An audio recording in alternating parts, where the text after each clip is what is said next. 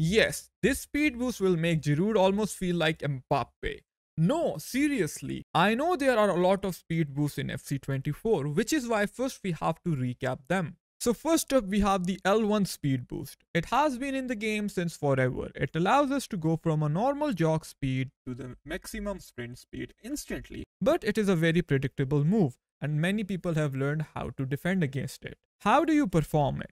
You hold L1 and then you let go of L1, hold R2 to give you that transition from the normal jog speed to the maximum sprint speed. Next up, we have the R1 speed boost. It is new this year. And what is R1? Obviously, it is the controlled sprint dribble. We know it is one of the most overpowered features in FC24. And you can even make it better with the controlled sprint speed boost. And how do you actually perform it?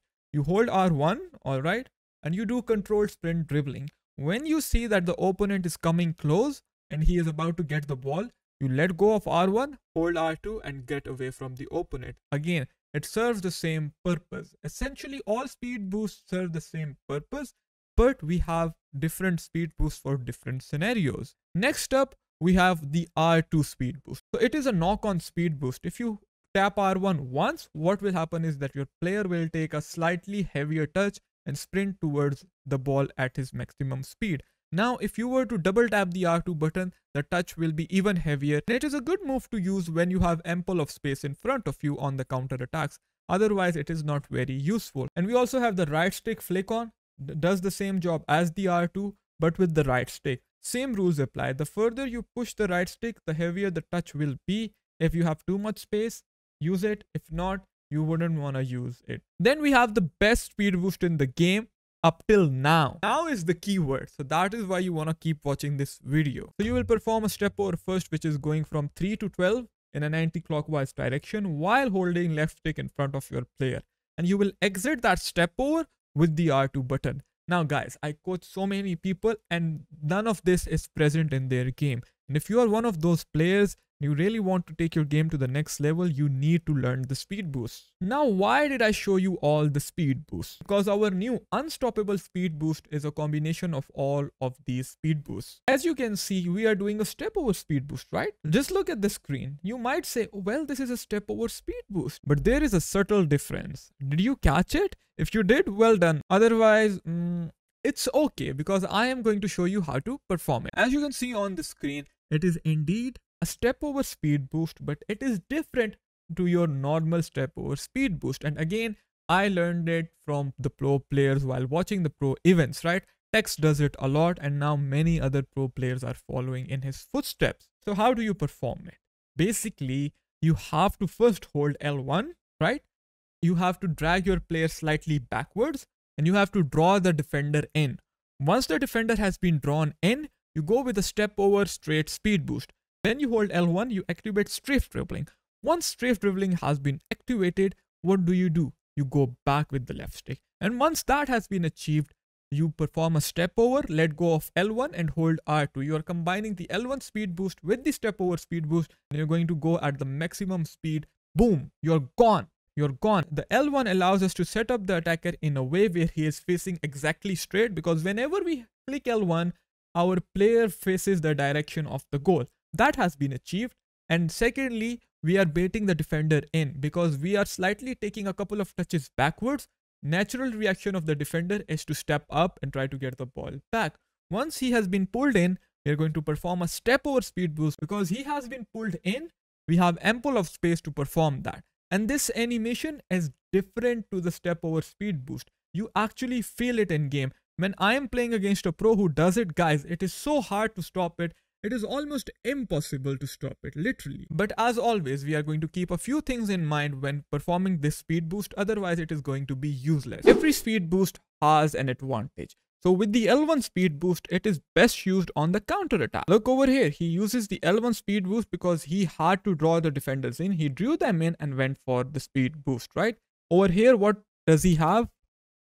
He has space in front of him. So on the first touch, he flicked the right stick in front of the player. That gave him this touch, right? He was able to exploit the space. Again, step over speed boost drags the player in.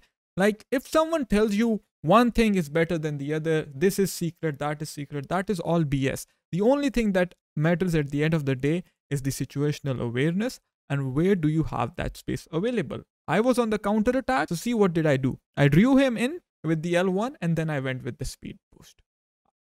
It takes practice. Someone on my previous video commented that I made regarding Jockey that there are too many controls in this game and he just wants to play. Guys, obviously there are controls and I want you to master them. That is why I make these videos. With Alexia Putellas, we focus on pocket of space. Having pocket of spaces is important. When you have space but there is not enough space, there is only a pocket of space, that is when you use L1 speed boost. It is the best in those situations, right? Another thing that I forgot to mention is the step over speed boost is best used with players who have rapid plus. It doesn't mean that you need rapid plus all the time, but if you have rapid plus, that is a big advantage. See, in this situation, we are with Kai Havertz. We use a controlled sprint dribble and we go down the wing. Boom. Here with Martinelli, because he has the controlled sprint, what did I tell you guys? You have to confuse the opponent. We confuse him, we face up, and then we'll go down with the sprint, exit down with the sprint, and we are gone. Boom. Here with Ronaldo, we have space, we will go with the normal step over. When you feel like that the defender is away from you and you don't need to draw him in, and you are pretty straight, facing the goal straight, that is when you should go with a normal step over speed boost. Again, controlled sprint dribble that I used over there. If you would look over here with Rivaldo, what do? Control sprint, R2, and we go, because we had a pocket of space. So all these combinations have nothing to do with skill moves. Almost any player can perform these on the pitch, right? Even the step over, it is a 2-star skill move.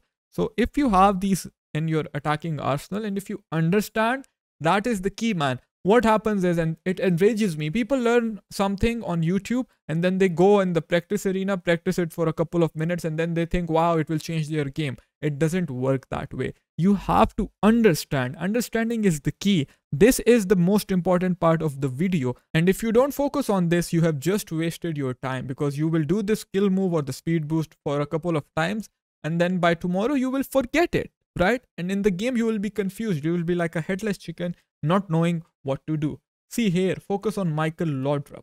What do I have in front of me? I have space, man. Because I have space, I am hitting that R2 button as hard as I can to explode on the first touch and go in this space. This is exactly what happens, and I am able to beat company with Michael Laudrup. Like I always tell you guys, the purpose of the speed boost isn't always to beat the defenders. It is also to exploit the spaces in order to create chances for passes and shots, right? So if you just think, oh, I need to run like a headless chicken, change that thought. Think from this point of view that I have to find spaces for passes. So I will use speed boost for that very reason, right? Otherwise, you will not use the R2 button. If you want to make attacking even easier on FC24, then check this video out here.